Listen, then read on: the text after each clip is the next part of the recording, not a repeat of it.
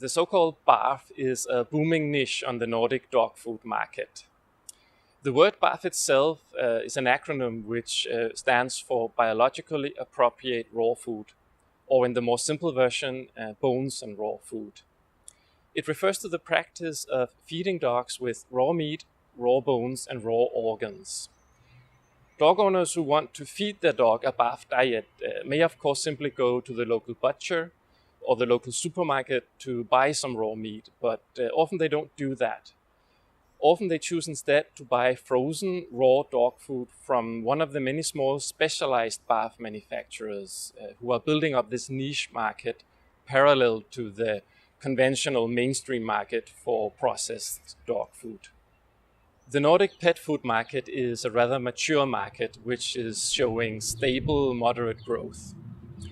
It's also a very modern and globalized market in the sense that the penetration of processed food is high and the competitive environment is dominated by multinationals like Mars and Nestlé.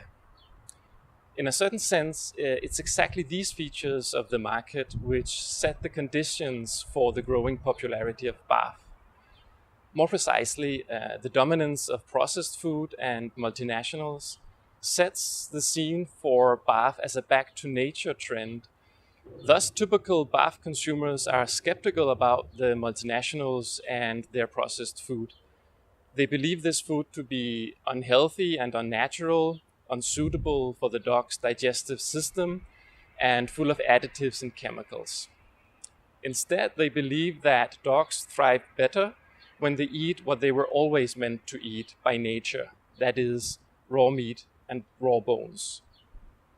The fact that BARF consumers are very often driven by strong values means that they have a high degree of identification with the products they buy.